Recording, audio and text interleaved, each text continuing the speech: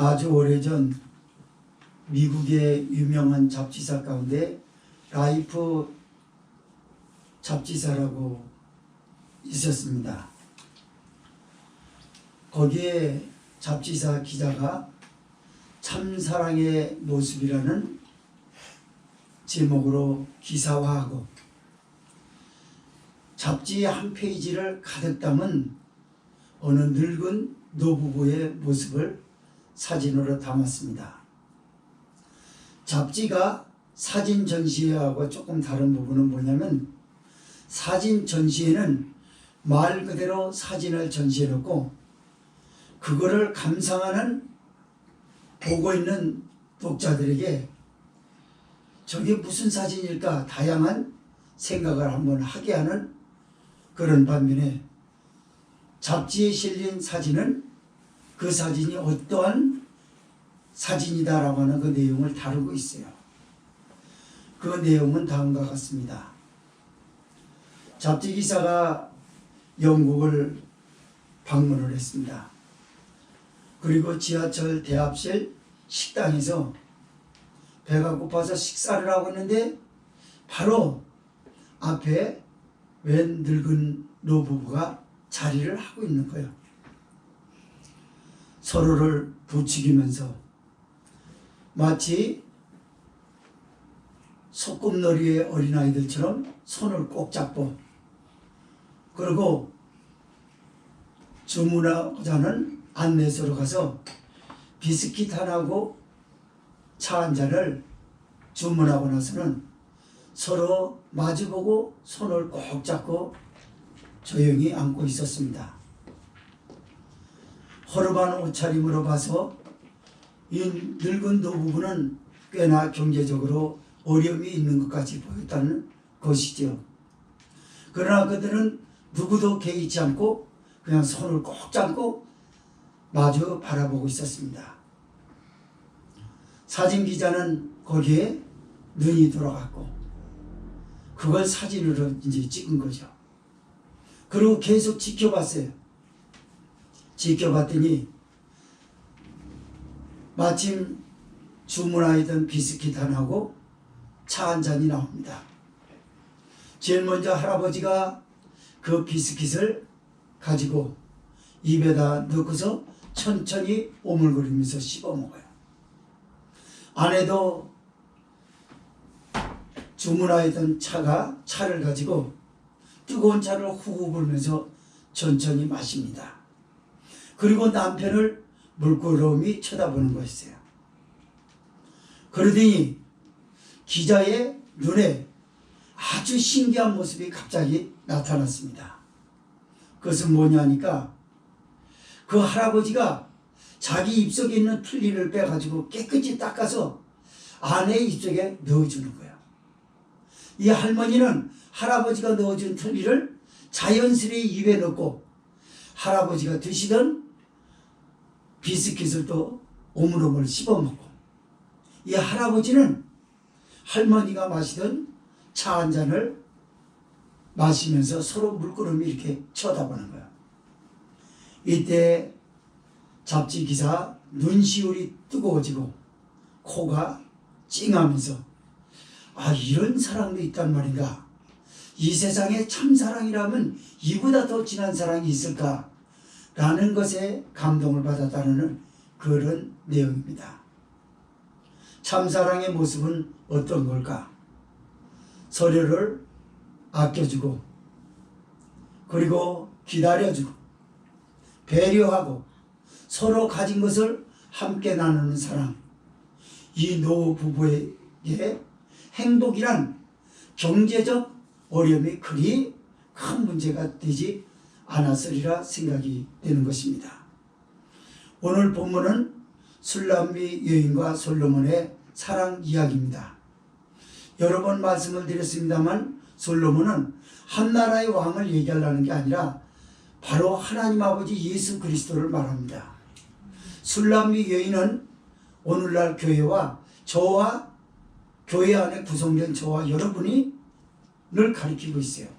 그래서 얼마만큼 솔로몬 왕이 술람미 여인을 사랑했기에 술람미 여인은 상사병에 걸릴 정도로 그 정도로 그랬었고, 그리고 목숨을 걸 정도로 사랑에 빠질 수가 있었을까? 이것은 무슨 남녀간의 에로스 사랑을 말하려고 하는 게 아닙니다. 바로 그리스도께서 죄인들을 사랑하시고 보여주셨던 아가페적 사랑, 인간에게서 도무지 찾아볼 수 없는 하나님의 사랑 이야기입니다. 이런 말씀을 오늘 배경과 내용을 통해서 두 가지로 나눠서 말씀을 참고하면서 하나님의 사랑을 흡족히 받으면서 여러분의 삶에 힘든 부분마다 하나님의 위로와 격려가 되시기를 바라면서 말씀을 보겠습니다.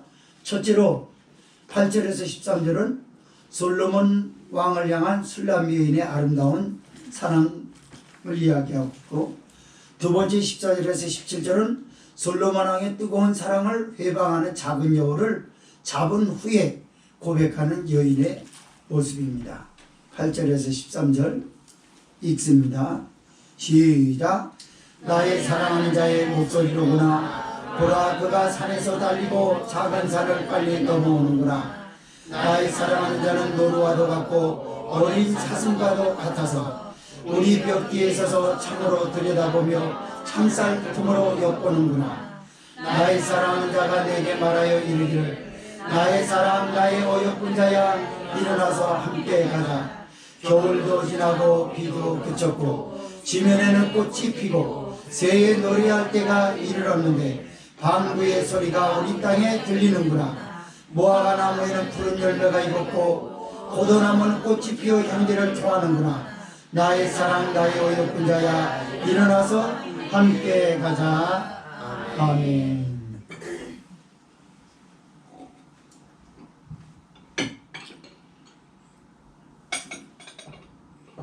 몇 주 전에 아가서 말씀을 잠깐 드렸었습니다. 그때 술람미 여인이 솔로몬 왕을 너무너무 사랑한 나머지 상사병에 걸렸었다고 했었습니다.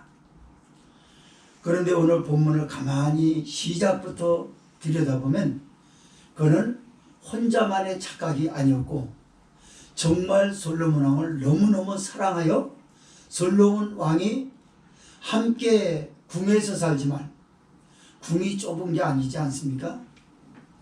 그 궁 안에서 국정을 다스려야 하는 일들을 솔로몬 왕은 했고, 술람미 여인은 어느 한편에서 솔로몬 왕과 함께 사용했던 침실에서 우두커니 앉아 있었던 그때를 말씀하는 것입니다. 그러면서 솔로몬 왕과 잠시 더 떨어지고 싶어하는 마음이 전혀 없어요, 술람미 여인은. 그러나 솔로몬 왕은 한 나라의 왕입니다. 한 여자의 남편이기 전에 한 나라의 왕이었어요. 왕이었기 때문에 국정에 지금 깊이 열중하고 있는 장면입니다.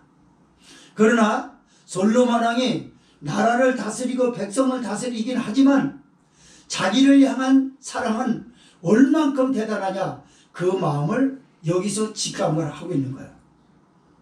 8절의 말씀에 보니까 나의 사랑한 자의 목소리로구나.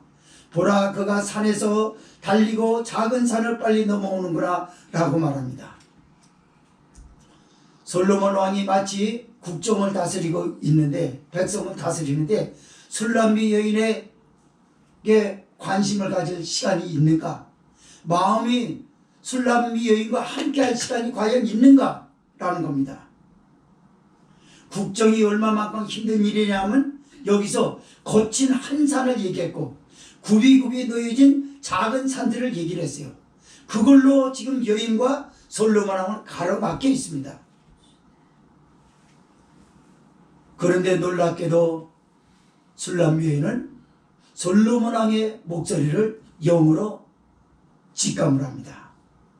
그가 거친 산에서 빨리 달리고 작은 산을 빨리 넘어오는구나 라고 하여 그 마음이 항상 자기에게 향해 있다라고 말하는 거예요.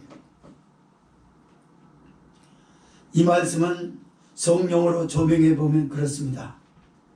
예수님께서 이 땅을 사랑하시고 세상을 사랑하시고 교회를 위해서 얼만큼 사랑하시는지 거친 산이라고 하는 것을 넘어오고 굽이굽이 놓여진 많은 문제와 난제가 있었던 말구에서 탄생하시고 목수의 아들로 사시고 그리고 갈릴리 출신의 제자들을 만나느라고 방해꾼들이 얼마나 많은지 몰라요. 그러나 교회를 향하여 십자가를 지시기까지 예수님은 거침없이 우리에게 달려와서 우리의 죄를 사하시고 용서해 주신 우리의 구세주이십니다. 우리의 하나님이 되시는 줄 믿으시기를 바랍니다.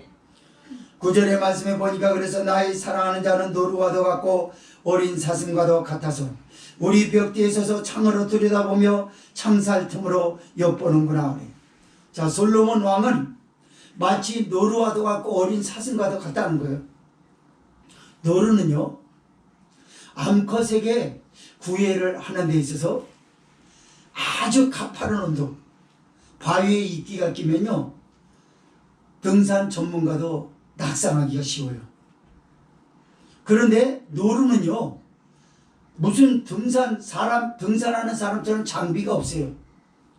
그런데 거기서 암컷을 구애하는 데 있어서 노루는요 고개를 합니다. 마치 묘기를 보이는 것처럼 그래요. 이리 뛰고 저리 뛰고 그래서 거기서 뭐 넘어지거나 실수를 해서 발을 헛디뎌가지고 그런 게 없어요. 노루는. 솔로몬 왕이 자기를 사랑하는 것, 교회를 사랑하시는 예수님의 모습을 성령은 이렇게 우리에게 조명을 하여 돌려주는 겁니다. 야, 예수님이 너를 얼만큼 사랑하는지 아냐? 얼만큼 사랑하는지 알아? 저 노루를 봐라. 암컷에게 암컷을 꼬시려고 세상 말로 구애하는 모습을 봐라. 저 이리 뛰고 저리 뛰는 거 봐라. 그 거친 방해가 사랑을 하는데 암컷을 유혹하는 데 있어서 수컷이 무엇을 장애물로 여기겠느냐. 장애물이 없다는 거예요. 오로지 암컷에게만 있는 거죠. 교회를 향한 예수님의 십자가의 사랑을 말씀하는 거예요. 솔로몬 왕은 어린 사슴과도 같다라고 말합니다. 어린 사슴은요 특히 모험심이 강해요. 그래서 맹수가 있어도 맹수가 자기를 잡아먹는 사냥꾼이라는 걸 잊어버려요. 그리고 희한하게 생겼네. 그러고 가서 모험심이 많아서 자꾸 쳐다봅니다. 그러다 잡혀 먹히고 그러거든요. 그런 것처럼 교회를 사랑하시고 우리를 사랑하시는 예수님은 마치 노루와 또 모험심이 가득한 어린 사슴이 창으로 들여다보고 창살 틈으로 들여다보는 것처럼 벽 뒤에 서서 이렇게 궁금해서 자꾸 쳐다보는 것처럼 예수님은 우리를 얼만큼 사랑하냐. 죄를 줬던 우리는요 죄를 짓게 되면 하나님이 우리를 사랑하시지 않을 거라고 내 편에서 그렇게 해석을 해버려요. 아, 하나님이 나를 버리셨나 보다. 이스라엘이 하나님이 자기를 버렸다고 할 때 표현한 것을 보면 자기네들이 하나님의 뜻을 거역하고 큰 범죄를 하고 나서 스스로 그렇게 내뱉는 말이었어요. 오늘날 성도들이 그렇습니다. 그러나 예수님은 그렇지 않습니다. 우리가 죄진 그 모습 그대로를 보시려고 창살 틈으로 엿본다는 거예요. 이 메시지는 그렇다고 해서 죄를 남용하지 말라는 겁니다. 아, 있는 모습 그대로를 사랑한다고 했으니까 예수님이 내 모습 그대로를 사랑하니까 무슨 상관이야. 그게 아니라는 거예요. 예수님이 우리를 버리지 않고 놓치지 않고 끝까지 붙들고 구원하시려는 그 놀라운 은혜를 말씀하는 줄 믿으시길 바랍니다. 그래서 보통 술람비 여인이 고개를 푹 숙이고 그리고 한숨만 쉬고 있잖아요. 지금 침실에서 혼자 있고 솔로몬 왕과 함께 있어야 되는데 솔로몬 왕은 나라 일로 바쁘고 그러니까 혼자 우두커니 있을 거 아니에요. 그런 별의별 생각을 다 할 거란 말이에요. 우리도 마찬가지예요. 주님이 성령으로 와 계신다고 하는데도 불구하고 우리 사이에는 항상 죄의 벽이라는 게 있어요. 인간적 벽이 있어요. 거룩하신 영 되신 하나님을 함께 직관할 수 있는 그런 통로가 없어요. 그러니까 벽으로 딱 막혀져 있어요. 그러고선 벽 뒤에서 어떤 모습을 하고 있을까요? 거기서 큰 죄에 빠져서 어떤 사람은 거짓말을 하고, 어떤 사람은 음탕한 일을 하고, 어떤 사람은 교만하게 행동하고, 어떤 사람은 악하게 행동하고, 어떤 사람은 하나님의 사랑과 전혀 관계없이 아무렇게나 막 살아간다 그 말이에요. 그러면서 주님에 대하여 하나님에 대하여 까맣게 잊어버리고 생활을 하고 있습니다. 그러나 우리 주님은 구약의 하나님이 이스라엘 백성에게 나 여호와는 감찰하시는 하나님이라고 하여 감독하려고 그런 게 아니라, 너 그런 짓을 해? 너 그런 나쁜 짓을 할 수가 있어? 그게 아니라 여기에서 십자가 사랑을 얘기하려고 하는 거야. 나는 너의 모습 그렇게 너에 대해서 너무나 궁금하다. 그리고 자꾸 엿보는 거야. 나는 그거를 모르고 있어요. 그리고 힘들면은 자기 스스로 이스라엘이 그랬던 것처럼 그렇게 악평을 합니다. 뭐라고요? 하나님이 나를 버리셨는가? 하나님은 나를 안 사랑하나 봐. 내가 힘들 때 하나님이 나와 함께 하신다라는 게 별로 잘 경험이 안 돼. 그러나 그건 여러분의 착각이에요. 우리 주님은 왜 성령으로 제자들과 함께 계시고 지금도 쉬지 않고 성령으로 우리와 함께 하시는지 아십니까? 우리의 모든 일상과 우리에 대하여 너무 궁금해요. 주님은 늘 함께 계시기를 원한다 그 말이에요. 술람미 여인이 솔로몬 왕과 함께 하려고 하는 것보다 반대로 예수님은 우리와 함께 하려고, 그러나 우리는 주님과 함께 하는 것을 예배 시간만 함께 하려고 그러고 예배 바깥에서는 주님과 함께 하는 걸 매우 불편하게 여기는 거예요. 뭐가 그렇게 만드는가요? 바로 죄 때문에. 죄의 달콤함에 빠져서. 여러분, 우리가 이 죄의 달콤함이라는 걸 좀 생각해 보면, 제가 주님을 사랑하는 데 있어서 얼마나 큰 벽이 되겠습니까? 우리 음식을 한번 하나 예를 들어 볼게요.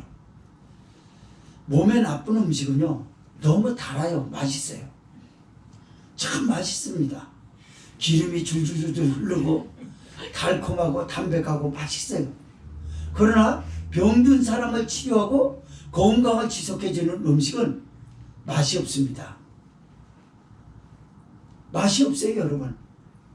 여러분, 저 자연인이다 보면은 그 음식 딱 먹기 싫더라고요. 그냥 무슨 야채만 저기 해놓고 소금간 들어가는 거 별로 안 쓰더라고. 그 무슨 맛이에요, 그게? 그런 것처럼 우리도 마찬가지. 하나님의 말씀이, 하나님이 우리에게 만나려고 손짓하는 건 말씀인 줄 믿으시기 바랍니다. 그러나 하나님을 사랑하는 데 있어서는 우리는 마치 그게 몸에 좋고 영혼에 좋은데도 불구하고 그거 싫어요. 왜냐하면 그 맛을 낯설어요. 항상 교회에 와서 예배를 드리고 그래도 그 경험을 그 경험에 친숙해져 있질 못해요. 여전히 세상에 친숙해져 있어요. 죄에 항상 관심을 가지고 있어요. 예배 중에서도 죄를 짓는 사람이 있어요. 기도 중에서도 기도 안 하고 딴짓하는 사람이 있어요. 메시지를 가만히 앉고 듣고 있으면서도 생각은 여행으로 나가 있어서 예배가 아니라 바깥에 가 있는 사람이 있어요. 놀러 가는 이야기, 친구와 밥 먹으러 다녔던 곳, 게임을 하였던 일들, 스포츠를 관람하고 영화를 관람하고 드라마를 안방극장에서 드라마를 시청하였던 별 생각으로 다 있어서 여기에 가만히 있질 못해 바깥에 나가는 거. 죄. 이런 사람을 누가 좋아하겠습니까? 그러나 예수님은 그게 궁금한 거예요. 저 못된 짓을 하네. 그게 아니라 있는 모습 그대로 난 너를 사랑한다. 주님의 사랑은 무조건적인 사랑인 줄 믿으시기 바랍니다. 다시 말씀드립니다. 이거는 죄를 남용하라는 그 말이 아니에요. 죄를 져도 괜찮다는 그 말을 하려고 하는 것이 아닙니다. 나 같은 죄인을 한 번이라도 제대로 감찰하신다면 내가 어떻게 죄사함을 받고 구원을 받을 수 있겠어요? 예수님의 사랑 때문에 죄 용서가 됐고, 예수님의 사랑 때문에 하나님의 자녀가 됐고, 구원받은 백성이 된 줄 믿으시기 바랍니다. 이제 솔로몬 왕의 목소리만 듣는 것이 아니라 술람비에 있는 직접적으로 말하는 걸 듣습니다. 자, 말씀을 읽겠습니다. 10절에서 13절 읽겠습니다. 시작. 나의 사랑하는 자가 내게 말하여 이르기를 나의 사랑 나의 어여쁜 자야 일어나서 함께 가자. 겨울도 지나고 비도 그쳤고 지면에는 꽃이 피고 새 노래할 때가 이르렀는데 방구의 소리가 우리 땅에 들리는구나. 무화과 나무에는 푸른 열매가 익었고 포도나무는 꽃이 피어 향기를 토하는구나. 나의 사랑 나의 어여쁜 자야 일어나서 함께 가자. 아멘. 솔로몬 왕이 술람비 여인이 매일 궁금했어요. 그래서 마치 창으로 들여다보고 창살톱으로 엿보는 것처럼 마음이 항상 그에게 가 있었어요. 이제는 혼자만의 착각이 아니라, 그리고 마음으로 솔로몬 왕이 자기를 버리지 않고 끝까지 사랑한다는 그런 직감이 아니라 직접적으로 음성이 들려오고 부탁하는 소리를 듣습니다. 그게 뭐냐면 나의 사랑하는 자가 내게 말하여 이르기를 말했다고 하지 않았습니까? 나의 사랑 나의 어여쁜 자야 일어나서 함께 가자. 그래, 혼자 집에 있느라고 너무나 수고했지. 퇴근한 지금 솔로몬한테 그런 거야. 우리 궁실에서만 있지 말고 자연을 한번 나가보자. 궁에는 사람들이 너무나 많고 솔로몬 왕에는 1,000명의 여자들이 있어요. 그래서 이제는 그들 앞에서 보여주기식이 아니라, 우리가 부부도 그래요. 부부도 어떤 부부라도 항상 주변에 사람들이 있기 때문에 연기를 할 수밖에 없습니다. 자연스럽게는 되지를 않습니다, 여러분. 자연스럽게 할 수 있는 일이 별반 많지 않아요. 남의 시선이 있기 때문에요. 그래서 둘만의 사랑이 침실에서 속삭여지고 그런 것이거든요.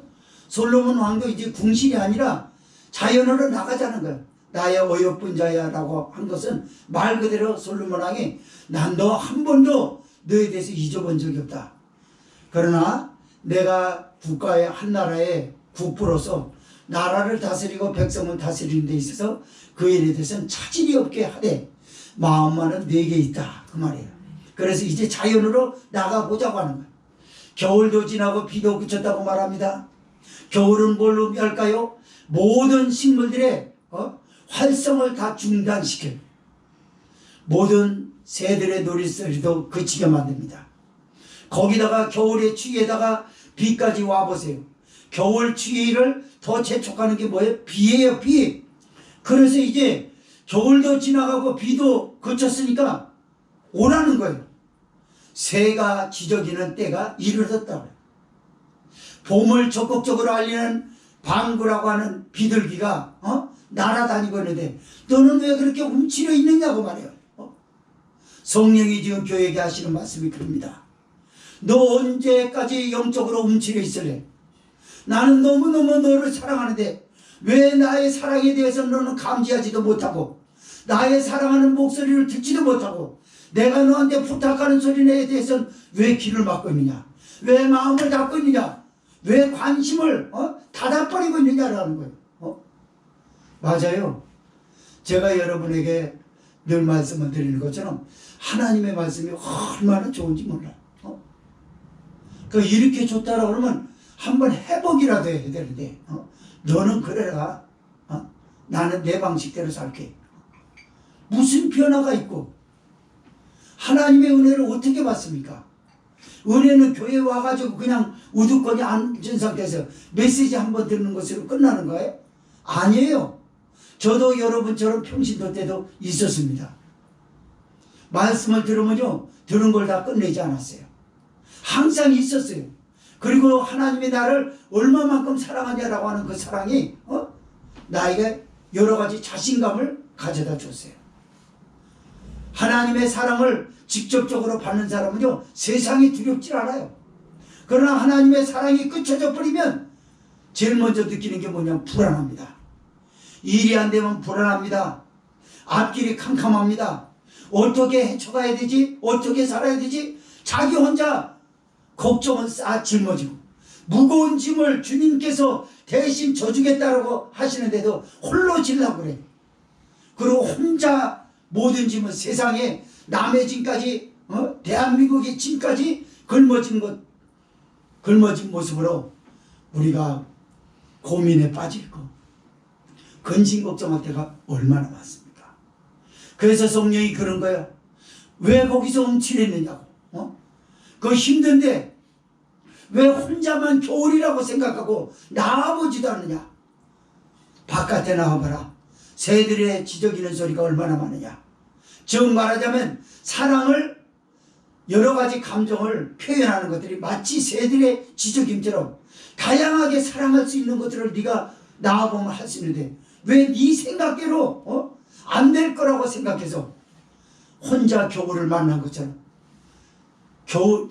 겨울의 추위를 재촉하는 겨울비가 내린 것처럼 움츠려서 이불을 뒤집어 쓰고 바깥에 나와보지도 않고 그렇게 있느냐. 무화과 나무에는 꽃이 피었고 포도나무에는 꽃이 피어 향기를 토하는구나 라고 해요. 무화과 나무가 의미하는 것은 뭐냐면 번영과 평강을 말합니다. 포도나무도 마찬가지예요. 번영을 말해요. 안정을 말해요. 여러 가지 축복을 말합니다. 네가 나와 함께 교제를 하면 마음이 평안을 얻을 것이고 너 지금 불안하지 않느냐? 나 어떻게 살지 그렇지 않느냐? 그걸 몰아내고 싶지 않느냐? 근데 이 현장에 나오면 나와 함께하면 네가 나의 사랑을 먹고 내가 어떤 분이냐라고 하는 걸 네 스스로 직접적으로 체험하게 되면 너 안에는 자신감이 넘치고 번영이 가득할 것이고 안정을 되찾게 될 것이고 이런데 그 은혜의 향기가 이렇게 통하는데 왜 움츠려들고 있느냐. 맞습니다. 미국의 기독교에 청교도가 자리 잡혔을 때 청교도 신앙은 그렇게 대단했다고 합니다. 목숨을 걸고 거기에 자유를 얻어서 신앙의 자유 때문에 거기 찾아간 거 아닙니까? 그런데 청교도들이며 신앙이 정말 대단했어요. 그들은 무슨 십자가 군병으로서만 사는 그런 이야기가 아니라 왜 그렇게 사느냐 라고 가서 이야기하려고 하는데 그 사람 얼굴에서 그런 얘기가 쏙 들어가는 거예요. 왜죠? 먹을 거는 없어요. 누리는 건 많지 않습니다. 그러나 이 세상 눈으로 볼 수 없는 그들 내면 속에 하나님의 사랑을 직접적으로 입었다고 하는 것이 얼굴에 윤기로 자르르 흐른다는 거예요. 우리 사모님이 연단을 받을 때 먹지 못할 때 하나님이 얼굴을 얼마나 풍성하게 했는지 윤기가 자르르 흘려요. 예쁜 얼굴에 윤기까지 자르르 흘리니까 그 사람이 연단 받는다고 누가 보지 않죠. 그걸 우리는 하나님이 우리를 사랑한다는 표현입니다. 맞아요. 하나님의 사랑을 입으면 은혜를 입으면 그렇게 되는지 믿으시기 바랍니다. 그렇게 얼굴에서 윤기가 받쳐지는 건 뭘까요? 그 안에 평강이 있기 때문에 그래요. 이후에 하나님의 축복해 주실 것이라고 하는 번영이라는 비전이 살아 움직여서 그렇게 되는 줄 믿으시기 바랍니다. 힘든 세상에서 예수님이 나를 사랑한다라는 것에 위로가 되고 격려가 되는 여러분이 되시기를 바랍니다. 두 번째 말씀입니다.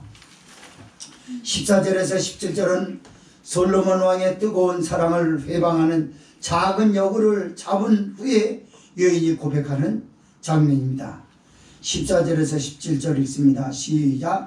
바위 틈 낭떠러지 은밀한 곳에 있는 나의 비둘기야, 나로 내 얼굴을 보게 하라. 내 소리를 듣게 하라. 내 소리는 부드럽고 내 얼굴은 아름답구나. 우리를 위하여 여우고 포도원을 허는 작은 여우를 잡으라. 우리의 포도원에 꽃이 피었음이니라. 나의 사랑하는 자는 내게 속하였고 나는 그에게 속하였구나. 그가 백합화 가운데서 양떼를 먹이는구나. 나의 사랑하는 자야, 날이 기울고 그림자가 갈 때 돌아와서 베델의 산에서의 노루와 어린 사슴 같아여라. 아멘. 함께 가자고 솔로몬 왕이 하자 술람미 여인은 벌떡 일어나서 네 그런 것이 아니라 바위 틈 낭떠러지 은밀한 곳에 숨어있는 비둘기처럼 얼굴을 가리옵니다. 얼굴을 가린다는 건 뭘 의미하냐면 수줍음을 타는 거예요. 창녀처럼 난자 다 적격하면 다 오픈시키고 뭐 이런 게 아니라 사랑을 하는 건 맞아요. 사랑하는 연인이 사랑하자고 하는 걸 거부하려고 하는 것도 아니에요. 수줍어서 그래요. 리드를 당하고 싶어요. 리드를 당하지 않으면 수줍어서 용기가 나질 않는 걸 바랍니다, 여러분. 옛날에는요, 여자들이 남자하고 이렇게 손잡고 다니는 거 우리 어려서는요, 그거 막 놀립니다. 막. 연애한대요. 그러면서 놀리고 그랬어요. 그래가지고 그거 잡고 싶어도 못 잡아요. 애들이 막 보통 짓궂은 게 아니에요. 뭐 동네 막 20-30명이 우르르 달리면서 막대기를 막 던지고 놀리고 막 이러거든요. 그럼 얼굴 빨개져가지고 어떻게 들지도 못하고 이래요. 요즘 여자들은 뭐 길가에서도 막 얼굴을 대고 지하철에서도 얼굴 대고 그런 짓을 해요. 그거는 사랑의 그 가치가 떨어진 행위죠. 사랑, 고차원적인 사랑은요, 말 그대로 고상합니다. 고상한 거 남한테 무례하지 않아요. 보여주기식으로는 안 한다고요. 보이지 않게 진한 사랑이 흐르는 것이죠.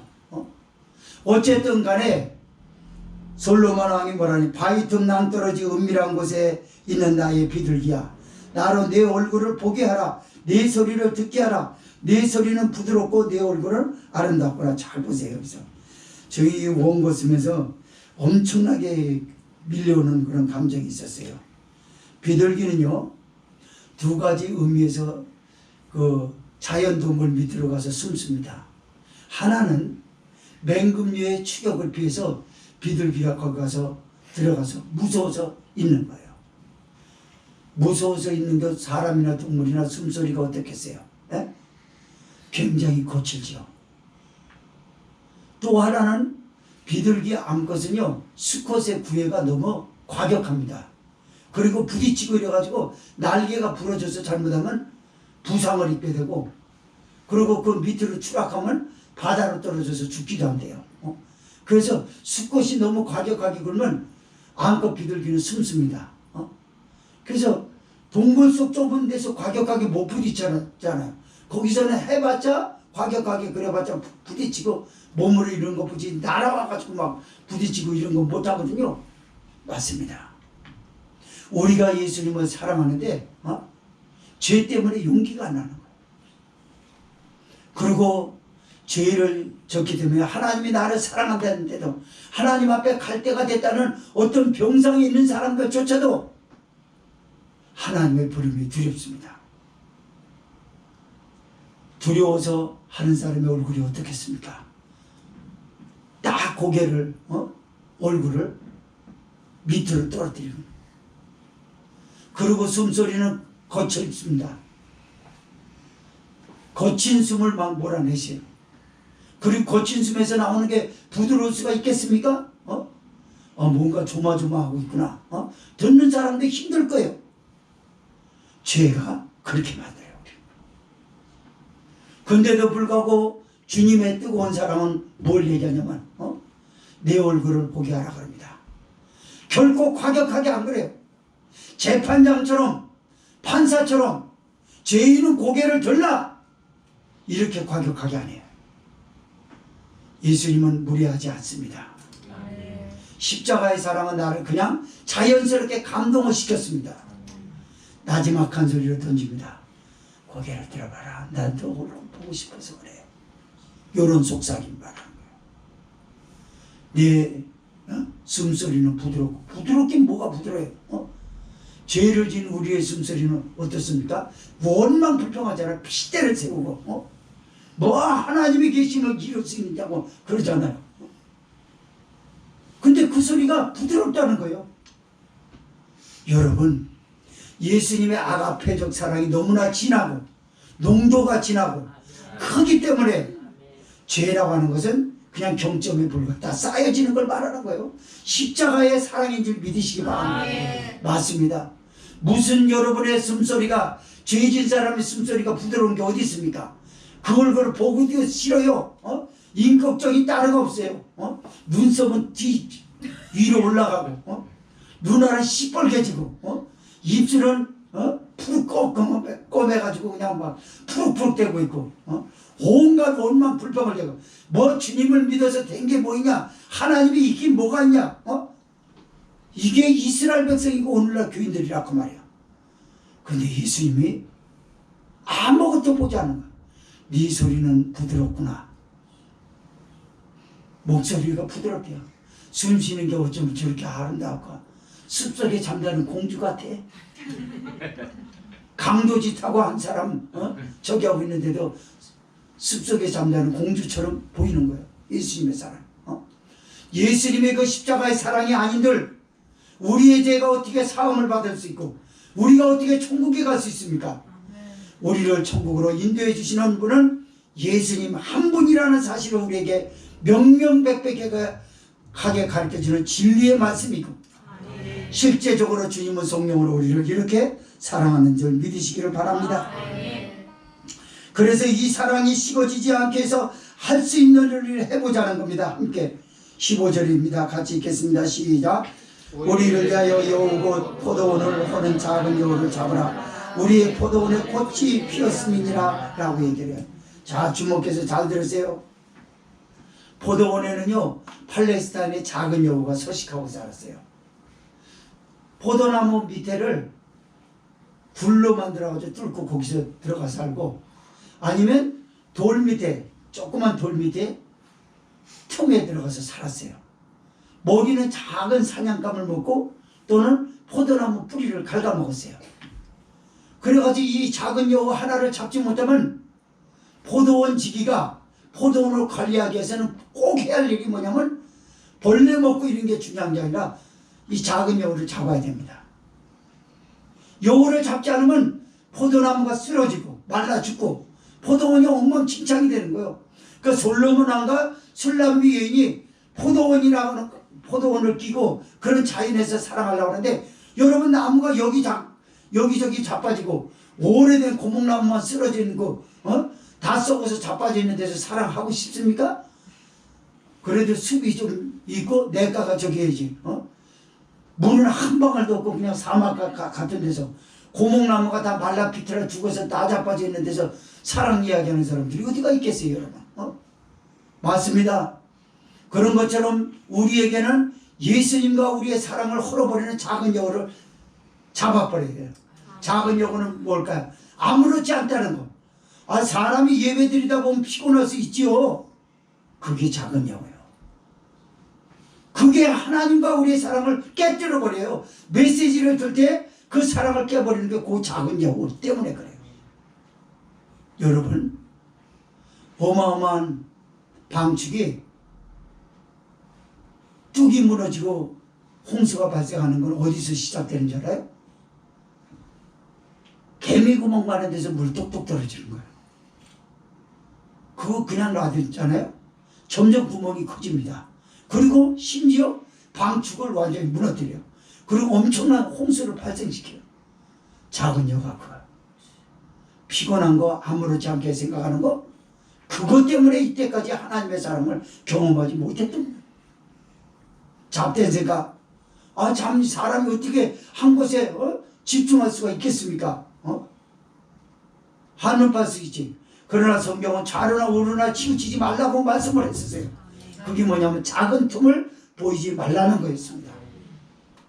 그 작은 여우가 우리에게 피곤을 가져다주고 잡념을 가져다주고 졸음을 가져다주고 심지어 주보 떨어지는 일들도 대수롭지 않게 생각하고 옆 사람을 아무렇지 않게 생각하게 하고 책임없는 신앙인의 모습을 인해서 남한테 예배를 드리는데 방해를 준단 말이에요. 목사가요 큰 저기에서 설교하게 되면 먹는 거 안 먹습니다. 음식 먹고 설교하잖아요. 그럼 트림이 나와요. 어쩐 데 참을 수 없을 만큼 나올 때가 있어요. 나이 먹으면 더 그런답니다, 여러분. 그래서 설교 전에는 잘 먹지 않아요. 도넛 같이 맛있는 거나 먹지 잘 안 먹어요. 그것도 다 먹지를 않고 놔두지 않습니까? 그래요. 왜 얘기하려는 겁니까? 작은 틈을 작은 여우 하나가 하나님의 사랑 이야기를 하는데 분위기를 확 끊게 만들어요. 하품도 작은 여우입니다. 하품을 남한테 가려서 해야지. 양치도 제대로 하는 사람이 남한테도 하고 그 모습만 봐도 싫은데 그 냄새가 이상한 냄새가 매캐하기까지 해가지고 잊을 수 없게 만들어가지고 밥상머리에 앉아서도 그때 생각만 하면 구역질이 날 정도로 그런 적이 난다 그러면 그 작은 보통 여우가 아니죠. 그런 여우들을 홀아버리기 위해서 사랑은 식어지지 않도록 연결하는 게 중요하다는 게 메시지의 주된 핵심인지 믿으시기 바랍니다. 여러분, 우리 하나님은, 우리 주님은 우리에게 말씀. 술람미 여인에게 솔로몬 왕이 자연으로 가자고 했던 것처럼 우리는 예배 가운데서만이 아니라 일상 가운데 네 모습을 보고 싶은 건 뭐냐면 사랑을 그때 해보자는 거예요. 예루살렘 궁 바깥으로 나가서 교회 바깥에 나가서 화장실에 가서도 나하고 좀 사랑하자. 나 대변 보는데 그래 그때 나하고 사랑하자. 그때 주님 한 번이라도 생각해 본 적 있나요? 변을 이러면서 하면서 소변을 보면서 한 번이라도 주님이 나에게 소변을 잘 나오게 해주신 거 감사하다고 해본 적이 몇 번이나 있는가요? 그게 사랑이에요. 여러분 집안에서 가만히 있다가 TV에만 열중하지 말고 성경 한 장이라도 읽어보려고 그러고 몇 구절이라도 생각해 보려고 하는 게 몇 번이나 하냐. 그 시간을 말하는 거예요. 작은 여우는 뭡니까? TV입니다. 작은 여우는 뭐예요? 손에서 놓지 못하는 휴대폰이 문제인 거예요. 예수님은 생각 안 해도 좋으니까 휴대폰은 가지고 화장실까지 가고 잠자리까지 가지고 이게 작은 여우라는 거야. 너 그거 잡지 않으면 나와의 사랑을 너 몰라.